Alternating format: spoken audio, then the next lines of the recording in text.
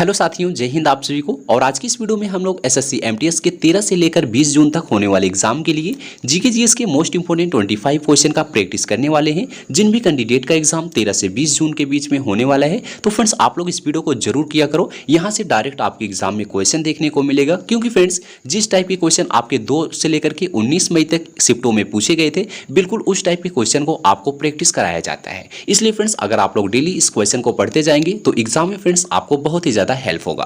तो उससे पहले आपको बता दें फ्रेंड्स कि 2 मई से लेकर के 19 मई तक जितने भी शिफ्ट का एग्जाम हुआ था, उसमें जीके जीएस के जो क्वेश्चन पूछे गए थे, अगर उस क्वेश्चन का आप पीडीएफ लेना चाहते हैं तो पीडीएफ के बारे में एक बार आपको बता देते हैं। तो फ्रेंड्स, इस पीडीएफ में आपको 2 मई से लेकर के 19 मई तक जितने भी 39 शिफ्टों के क्वेश्चन पूछे गए थे, सभी क्वेश्चन को इसमें इंक्लूड किया गया है। लगभग फ्रेंड्स आपको इसमें 800 से ज़्यादा ही जीके जीएस के क्वेश्चन देखने को मिलेगा। अगर आप लोग फ्रेंड्स इस पूरे 800 क्वेश्चन को पढ़ लेते हैं तो यहाँ से ढेर सारे क्वेश्चन आपके एग्जाम में डायरेक्ट देखने को मिलेगा। क्योंकि फ्रेंड्स, आप लोग को पता होगा पिछले शिफ्ट का क्वेश्चन किस तरीके से आगे के शिफ्टों में रिपीट हो रहा था। हर एक शिफ्ट में जो है 3 से 4 क्वेश्चन फ्रेंड्स रिपीट हो रहा था। इसलिए फ्रेंड्स, ज़्यादा से ज़्यादा चांस है कि डायरेक्ट एग्जाम में आपके यहाँ से क्वेश्चन देखने को मिले। अगर फ्रेंड्स आप इस पीडीएफ को लेना चाहते हैं तो 20 रुपये पे करना होगा आपको। 20 रुपये पे करने के बाद आप इस पीडीएफ को प्राप्त कर सकते हैं। पीडीएफ लेने के लिए बस आपको इस व्हाट्सएप नंबर पर एक बार मैसेज करना होगा। पीडीएफ के बारे में सारी डिटेल्स आपको बताई जाएंगी, किस तरीके से आपको पीडीएफ दिया जाएगा। उससे पहले आपको बता दें फ्रेंड्स, अगर जो भी कैंडिडेट इस पीडीएफ को बाई करते हैं उनको फ्रेंड्स जो हम आपको डेली एक्सपेक्टेड क्वेश्चन करा रहे हैं 25 क्वेश्चन, उसका पीडीएफ आपको फ्री दिया जाएगा। कब दिया जाएगा? आपको 12 जून को। क्योंकि फ्रेंड्स आप लोग का एग्जाम 13 जून से स्टार्ट हो जाएगा। 12 जून को जितने भी हम आपको डेली एक्सपेक्टेड क्वेश्चन करा रहे हैं उसका पीडीएफ आपको फ्री में प्रोवाइड किया जाएगा, जो कैंडिडेट इस पीडीएफ को बाई किए हैं। तो लगभग फ्रेंड्स आपका जो है 300 से ज़्यादा कैंडिडेट ने इस पीडीएफ को ले लिया है। और उन सभी कैंडिडेट को इस पीडीएफ जो एक्सपेक्टेड क्वेश्चन का पीडीएफ है, उसका पीडीएफ आपको व्हाट्सएप पर फ्री प्रोवाइड किया जाएगा। तो फ्रेंड्स, अगर आप लोग भी पीडीएफ लेना चाहते हैं तो इस व्हाट्सएप नंबर पर मैसेज कीजिएगा, पीडीएफ के बारे में डिटेल्स आपको दी जाएंगी। तो आइए फ्रेंड्स, हम लोग बिना देरी की स्टार्ट करते हैं आज के पहले क्वेश्चन से। तो फ्रेंड्स, पहला क्वेश्चन है कि a better India a better world नामक पुस्तक के लेखक कौन है। तो देखिए फ्रेंड्स, पुस्तक और राइटर से क्वेश्चन पूछा गया है। अगर फ्रेंड्स यहाँ से क्वेश्चन आता है a better India a better world नामक पुस्तक के लेखक कौन है, तो फ्रेंड्स याद रखना NR नारायण मूर्ति इसके लेखक हैं। तो NR नारायण मूर्ति इसका आंसर होगा। क्योंकि फ्रेंड्स आपके एग्जाम में पुस्तक से एक क्वेश्चन 100% देखने को मिलेगा। इसको आप लोग फ्रेंड्स पढ़ लीजिएगा। A better India a better world नामक पुस्तक के लेखक कौन है, तो NR नारायण मूर्ति हैं।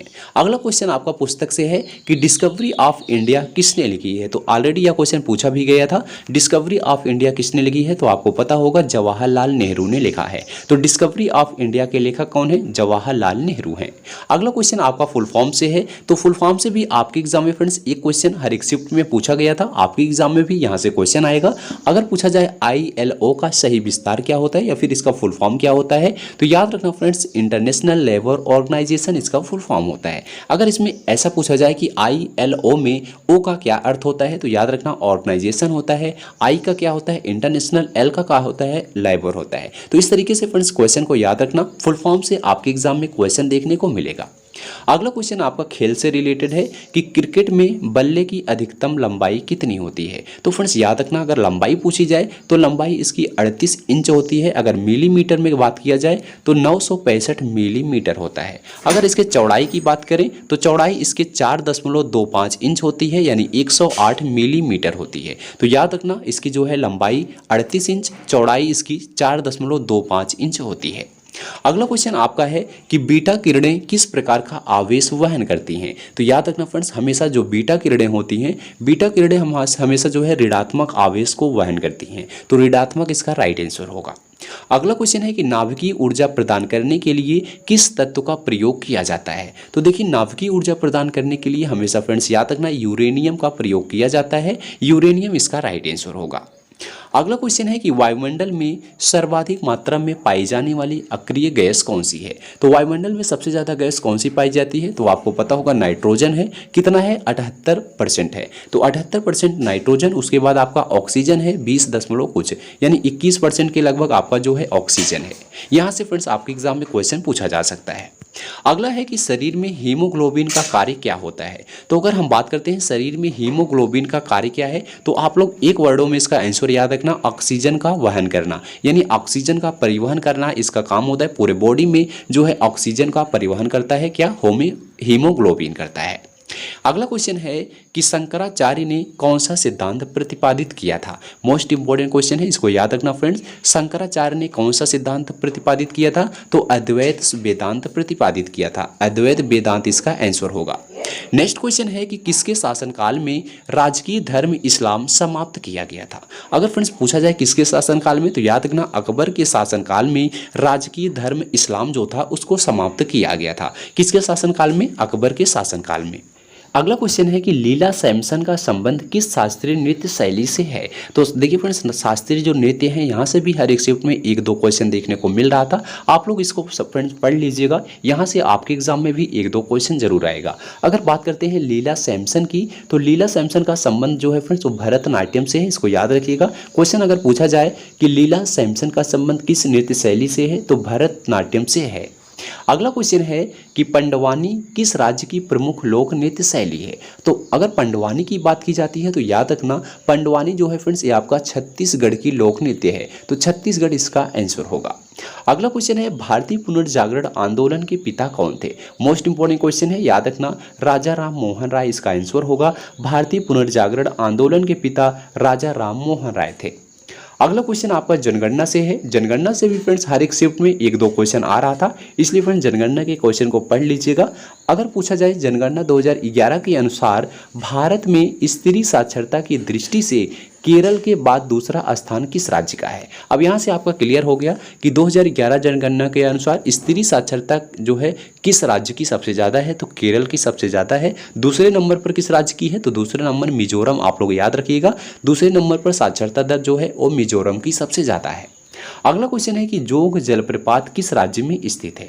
तो देखिए जोग जलप्रपात की बात करते हैं फ्रेंड्स, यह जो है कर्नाटक राज्य में है। अगर पूछा जाए कि जोग जलप्रपात किस नदी पर स्थित है, तो शरावती नदी पर स्थित है। तो यहाँ से भी क्वेश्चन आपके एग्जाम में पूछा जा सकता है। अगला क्वेश्चन है कि बॉक्साइट से एल्यूमिनियम जो है धातु का निष्कर्षण किसके द्वारा किया जाता है। तो बॉक्साइट से एल्यूमिनियम धातु का निष्कर्षण जो है वो विद्युत अपघटन के द्वारा किया जाता है। विद्युत अपघटन इसका आंसर होगा। अगला क्वेश्चन है कि गंगा और ब्रह्मपुत्र नदियों का उद्गम स्थान क्रमशः कहाँ स्थित है। तो गंगा और ब्रह्मपुत्र के अगर हम उद्गम की बात करते हैं तो याद रखना गंगा का उद्गम उत्तराखंड तथा ब्रह्मपुत्र का जो उद्गम है वो तिब्बत में है। तो गंगा और ब्रह्मपुत्र नदियों का उद्गम उत्तराखंड और तिब्बत इसका आंसर होगा। क्योंकि फ्रेंड्स गंगा नदी उत्तराखंड के देवप्रयाग से अलकनंदा और भागीरथी नदियों के संगम पर निकलती है। ब्रह्मपुत्र नदी तिब्बत के बोरांग काउंटी में अंगसी ग्लेशियर से निकलती है। तो यहाँ से फ्रेंड्स क्वेश्चन पूछा जा सकता है। अगला क्वेश्चन है कि वायुमंडल में किस भाग में जलवाष्प की कुल मात्रा 90% भाग विद्यमान रहता है। तो वायुमंडल का ऐसा कौन सा भाग है जहां पर जलवाष्प की कुल मात्रा का 90% भाग विद्यमान है, तो वह आपका क्षोभ मंडल है। तो याद रखना क्षोभ मंडल इसका आंसर होगा। क्षोभ मंडल में जो है जलवाष्प का कुल 90% विद्यमान रहता है। अगला क्वेश्चन है कि संविधान के किस भाग में नीति निर्देशक तत्वों का उल्लेख किया गया है। मोस्ट इंपोर्टेंट क्वेश्चन है। अगर नीति निर्देशक तत्वों की बात की जाती है तो आपका फ्रेंड्स भाग 4 इसका आंसर होता है। अगर अनुच्छेद की बात किया जाए कि नीति निर्देशक तत्वों का उल्लेख किस अनुच्छेद में है, तो अनुच्छेद 36 से 51 तक है। तो अनुच्छेद 36 से 51 याद रखना। अगर भाग पूछा जाए तो भाग 4 इसका आंसर होगा। नेक्स्ट क्वेश्चन है कि मोहम्मद गोरी ने 1175 ईस्वी में भारत पर पहला आक्रमण किस राज्य के खिलाफ किया था। तो मोहम्मद गोरी ने पहला आक्रमण कब किया था, 1175 ईस्वी में। किसके खिलाफ किया था, मुल्तान के खिलाफ किया था। अगला क्वेश्चन है कि तैमूर के आक्रमण के बाद भारत में किस वंश का राज्य स्थापित हुआ था। तो देखिए तैमूर के आक्रमण के बाद जो है भारत में सैयद वंश स्थापित किया गया था। सैयद वंश इसका आंसर होगा, याद रखिएगा। अगला क्वेश्चन है कि बारदोली सत्याग्रह 1928 में जो है इसका नेतृत्व किसने किया था। तो बारदोली सत्याग्रह का नेतृत्व किसने किया था, वल्लभ भाई पटेल ने किया था। कब किया हुआ था बारदोली सत्याग्रह, 1928 में। नेक्स्ट क्वेश्चन आपका है कि संविधान के किस अनुच्छेद के अंतर्गत राष्ट्रपति द्वारा भारत के महान्यायवादी की नियुक्ति की जाती है। तो अनुच्छेद से भी एक क्वेश्चन आपके एग्जाम में आएगा, याद रखना। अगर पूछा जाए कि राष्ट्रपति द्वारा भारत के महान्यायवादी की नियुक्ति किस अनुच्छेद के द्वारा की जाती है, तो अनुच्छेद 76 के द्वारा की जाती है। अब यहाँ से भी क्वेश्चन आएगा कि भारत के महान्यायवादी की नियुक्ति किसके द्वारा की जाती है, तो राष्ट्रपति के द्वारा की जाती है। इसको याद रखना। अगला और लास्ट क्वेश्चन है फ्रेंड्स आपका कि गुजरात की सीमा किस पड़ोसी देश के साथ लगती है? तो गुजरात की फ्रेंड जो सीमा है वो आपका पाकिस्तान देश के साथ लगती है, पाकिस्तान इसका आंसर होगा। नेक्स्ट क्वेश्चन आपका है कि जगन्नाथ मंदिर किस राज्य में स्थित है? तो देखिए टेम्पल से भी क्वेश्चन आता है, याद रखना। अगर जगन्नाथ मंदिर की बात किया जाए तो जगन्नाथ मंदिर आपका ओडिशा राज्य में स्थित है, तो ओडिशा इसका आंसर होगा। तो फ्रेंड्स आज की वीडियो में बस यही तक। हमने आपको मोस्ट इंपॉर्टेंट 25 क्वेश्चन का प्रैक्टिस कराया। वीडियो अगर आपको पसंद आई हो तो वीडियो को लाइक कीजिएगा, दोस्तों में शेयर कीजिएगा और इसी तरह से प्रैक्टिस करने के लिए चैनल को फ्रेंड्स सब्सक्राइब कीजिएगा। मिलते हैं अगली वीडियो में, तब तक के लिए जय हिंद जय भारत।